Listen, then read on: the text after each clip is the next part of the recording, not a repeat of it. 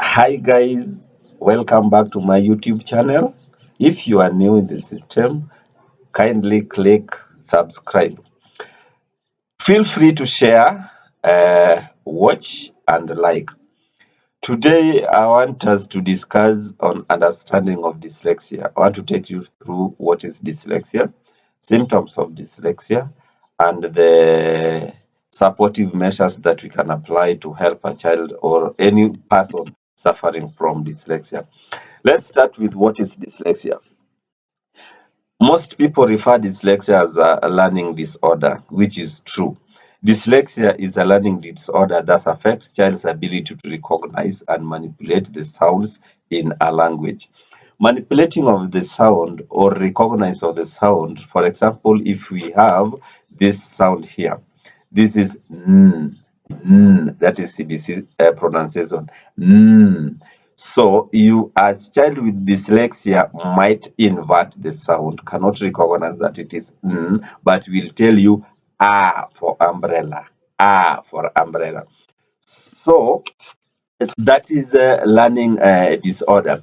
Children with dyslexia have hard time decoding new words or breaking them down into a simpler chunks that they can understand or sound out.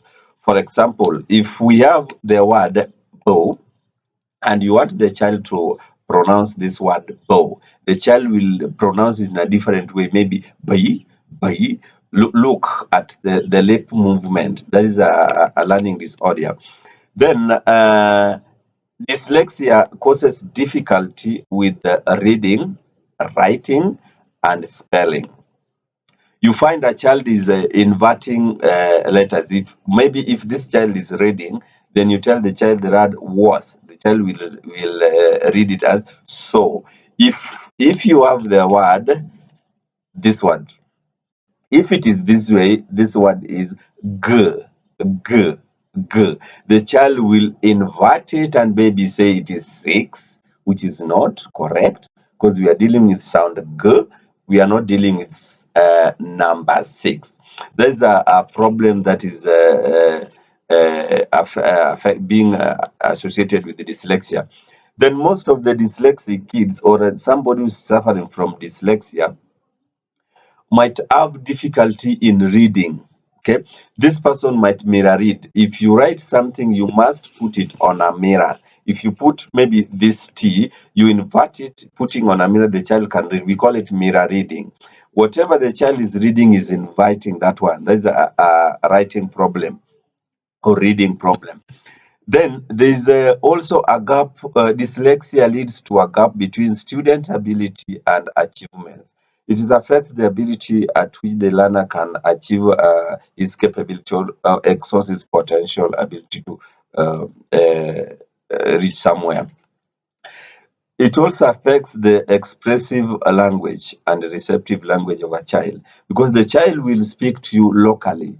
If you want the child to speak English, that let's say, for example, uh, may you come, this child will tell you, come, may you. See, so it's like the child is speaking sign language. So if you don't understand the child, some people will associate or this affect will lead to frustration of the child.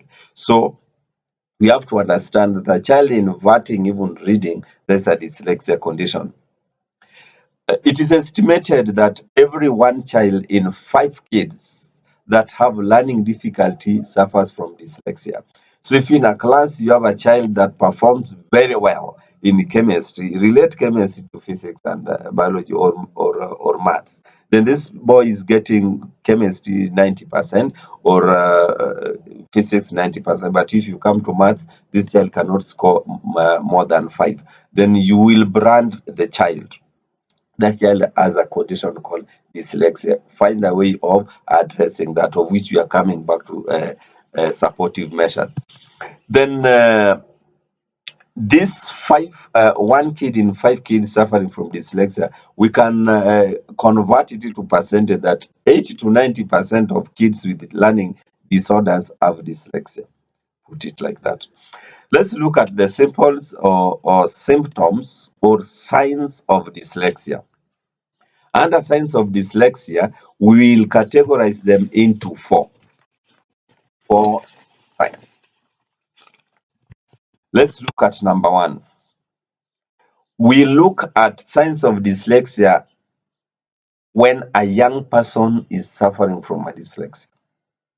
The second category is in school. Children with dyslexia are likely to be, how do they behave? What are the characteristics they portray in school? Then we look at the characteristics outside the school. How does a person or a child with dyslexia behaves outside the school? So when that you come across such a child, you know this boy is suffering from this. Then number four, which is the last category, we look at social and emotional impact of dyslexia. Social and emotional impact of dyslexia. How is a child suffering or how is person suffering from dyslexia relate to each other? What are the feelings and how do we socialize with the environment that is surrounding? Let's look at a young person with dyslexia. What are the characteristics of a young person with dyslexia? Number one, they struggle with learning even simple rhymes. Let's look at the first simple, which we have said they struggle with the learning even in simple rhymes. If you look at the book I'm carrying here, it is written rhyming time. You look at rhyming time, if you tell a child, let's just open and see, uh, we give an example. Yes, let's look here. You tell a child to tell you or to, this is, let me give a very simple example. This is a chick or a hen. The hen is holding a pen. So here we'll say the hen and a pen. That simple rhyme words, the two words rhyming together, hen and a pen. A child with the dyslexia will pronounce only one and tell you, I'm seeing a hen, which is the bigger picture you can see. Will not differentiate that there's something here, hen and a pen. When we look at this one, we have a cat and a hat on top. There's a hat and there's a cat. The child will tell you, a dyslexic child will tell you what he can see. If you can see a hat, will tell you a hat. If you can see the cat, will tell you the cat. Let's look at number two. They have a speech delay. Most of parents or most of people associate speech delayed kids with another different condition like autistic. It's very true, but dyslexic children might also portray a speech delay at a younger stage. So if your child has a delay in language, delay in speech, you must think otherwise. What is wrong with this child? Don't think of autism. Don't think of ADHD. Don't think of anything. Even dyslexia can also affect that. Think all around. Number three, they have trouble following directions. They have trouble following directions. If you give them simple step by step direction, they might follow. But give a multiple direction step by step. Like you tell a child, go there, bring me, go where I'm sending you, get me letter T and letter D. T and D. This child will pick the first information that has been recorded in the brain. If it is T and D, the boy will come and bring you T and forget D. Why? Because they have problem in following directions. You tell him to go to look at this picture cards I'm holding here. If you look at this card well, it has three sounds. That is, we have sound po, we have sound po, and we have sound d. From this card alone, you tell a dyslexic child, I'm talking about a problem in following instruction. You direction. You tell a child to point for you letter bo. This one has been mixed up. The child will come and tell you po or d. Look at this one. We have some arrows here. Some are pointing to the west, some are pointing, east, some are pointing north, some are pointing south, right and left. So this one, we teach a child in following directions. Can we march to the left? Can we march to the east? Can we carry our hands up? Can we look down or we point down with our hands? If a child has a problem in direction, we can use this one. The same to this one. This is now short. Eh, Hold your hand towards the left and it should be short. Then make it straight towards the right, something like that. And let's look at symptom number 3. Number 3 is repeat or omit short words such as uh, and, the, but. If you are giving a child a sentence to read, the child will omit some words. For example, look at this picture or cards I'm having here. Number 1, it is written get dressed. Number 2, brush your teeth, and someone is drawn here using the brush. Number 3, brush the teeth again, it is the same. Number 4, bath time. Then look here, number 1 is written bedtime, then put on pajama, maybe it is when it is cold. Then this one is a nap or quiet time. With a special or a dyslexic child, the child, when you tell him to read nap or quiet time, the child will rush to time and omit some. Instead of saying quiet time, you will say time, depending on what he's saying. Then if you say put pajamas on, a dyslexic child will omit or repeat pajamas, pajamas, pajamas, pajamas. Or instead of put pajamas on, we'll tell you put on, put on, and pointing for you this. So omitting of some words or repeating some words frequently with that one is an indication that a child is suffering from dyslexia. They have difficult, number 4, they have difficulty to tell left or right. That is what we demonstrated when we were using these cards. They don't know whether they are going to left or they are going to the right direction. So what you do, you will teach them using these arrows. Let's look at the second category, that is in school. How do children that with dyslexia, what are the characteristics they portray in school? Number 1, they have difficulty in sounding out new words. Difficulty in sounding out new. For example, if you come up with a word, very new one, this is yoga, yoga, or run laps. Laps is a new word to a dyslexic child. Yoga is a new word to a dyslexic child. You say jumping jacks. A dyslexic child understands jumping but not jacks. So this is a new word. They find it difficult to adapt or sound new words in class when they're in school. Number 3, number 2, lack fluency compared to other children of their age. These dyslexic child, they are not fluent when you compare them with the age mates. Then they reverse letters or numbers when reading. For example, if you tell them the word, let me give you yoga.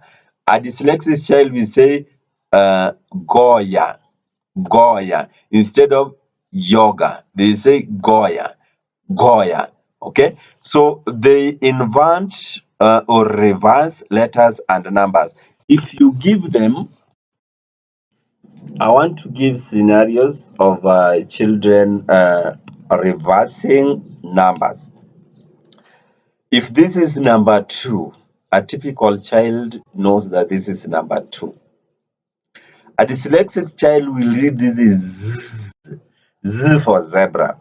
You look at number 15, number 15 is written as 1 5. 1 5. A dyslexic child will reverse it and say 51, 51, or 5 1, 51. The same to number 47. Any other 2-digit number or number, or let's say number 3, the child will say E or A. E. E for capital letter elephant. That's how the child will invert it. Then if it is 47, the child will say 7-4. Teacher, this is 7-4. Or mommy, daddy, this is 7-4. Instead of 4-7. Instead of 4-7. The child will tell you 7-4. Let's look at another one. They find it difficult to take notes and copy down words from the board. So this is where most teachers find it rough. Can you write this thing from the board? Then the child is looking at you, courageously smiling. Teacher, I can't copy them. Then you become furious and irritated. You say, why is this child not taking notes? That's a condition. They struggle with rhyming. That one we have discussed when we are defining rhyming and sequencing of or ordering of sounds. You find when you are dealing with sound, if you're talking of ordering of sounds or letters or sequencing of numbers, look here. We have a, w, k, d, e,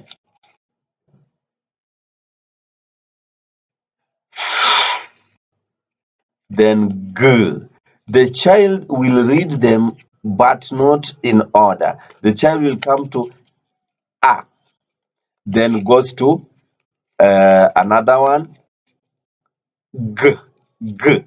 Will jump and will not follow the sequence. If it is numbers 1, 2, 3, then jump to 10, then 11, then 12, then coming back to 3, then coming back to 8, something like that. So if you find a child like that, find a way of solving, of which I'm going to give. Then they stumble and have difficulty in spelling. That is common and frequently with spelling phonetically. For example, if you tell a child to spell the word heart, heart, that is heart of ha, ha, a, t. The child will say heart, that is heart, and omit the word a in the middle there. A. If you say the word to spell you tell the child to spell the word heart, moyo, heart, the child will spell it at r, r, t, omitting some sounds in the middle. Then they avoid being called out to read and to read out loudly in front of classmates. Most of the times they mute. We call them mutual muting. They mute or they sit behind or bank benches. They don't talk. They fear being called out to maybe read sounds because of frustration and low self-esteem. Then they become tired of frustration from reading. They don't like reading at all. This is a child that can synthesize information and give you verbally rather than reading it or writing it down. Those are the signs that we can associate with the dyslexia in school or in a classroom situation. Let's look at dyslexia outside the school. How do a child, how can someone recognize or know that this child you meet outside the school, at home, or on the road is suffering from dyslexia? They find it difficult to decode logos and signs. When you are working with your outside the school, they have a problem with uh, decoding logos and signs. This is just an example. You are traveling with your child or walking outside, maybe on the road, and you see a sign drawn like this. Ask your child, what is this sign? The child can surprise you. The child will tell you, oh, that one is a road. Or, which sign is this? Bell, bell, bell. Mommy, bell. I can see. Then what is this? You yourself, maybe this is a car or a truck or whatever, or a lorry. The child will look at it and tell you, oh, mommy, I'm seeing a tire, a tire. Just looking at the tires. I'm seeing a tire. So they have problem. When you're working with a child like that, there's a problem somewhere. They struggle when trying to learn the rules of the games. When you introduce this child outside the class or outside the school to play with others, they find it difficult to follow instruction or to adapt to the rules of the game that you introduced them to. And they have difficulty keeping track of multi-step directions. Simple step-by-step direction they may follow, but multi-step directions, go to west, then east, then come back here. There's a multi-step direction. A dyslexic child find it difficult to adapt to that. Then they find it especially challenging to learn another language. A dyslexic child always focus on a language. If it is English, English. If it is English, English. You turn English to Kiswahili, you find this child is finding it difficult, or any other local language. That is why most of them have spelling problems because they stick to one language. And they become incredibly frustrated. Their mood changes emotionally, they are unstable. When things are difficult for them to handle, they get frustrated and they change emotionally. The last category of the symptoms is emotional and social symptoms, or the signs. A child with dyslexia, emotionally or socially, they have low self-esteem. They just find themselves in their cocoon. They are just like low self-esteem, you understand. They are not stimulated with whatever they want to do. They have trouble with the expressive language. They don't express themselves verbally. Or most of the time that you talk to them, they look at you and follow the instruction but not arguing. They can't explain themselves, find it difficult. Then they have no confidence at all. Whatever they are doing, they are trying because they don't know what the recipient will view them. If I fail to get this one, how will a teacher or mommy or any other person feel like? Will I be disappointing them or something like that? So they lack confidence due to that low self-esteem. Then, how do you diagnose? When and where did you diagnose your child with dyslexia after seeing all those signs? Diagnosis. Usually, we recommend 5 to 6 years. That is recommended. Take your child for dyslexia screening or testing or assessment when he's 5 to 6 assessment. Carry out evaluation on the following. If you are at all you are taking your child for diagnosis, you evaluate or you evaluate the child on intellectual capability, reading skills. So take your child to an expert that deals with reading skills. Then reading, this one can be done with a reading specialist. Take your child to see a psychologist or a neuropsychologist. Do evaluation on education assessment. Then speech and language therapy. This one can be done by speech therapists. So there's some experts that are named there. A neurologist, neuropsychologist. Neuropsychologist can assess your child. Psychologist can assess your child. Speech therapy to assess the speech delay and language. Then psychoeducational assessor can also assess your child. Thank you so much for listening to me. Please, I'm reminding you to watch, share, like. Feel free to comment. I will respond where necessary, privately or publicly, depending on how you want it and how you expressed your question. Share your question on the wall, write them. I will all read them and respond to them. Thank you so much.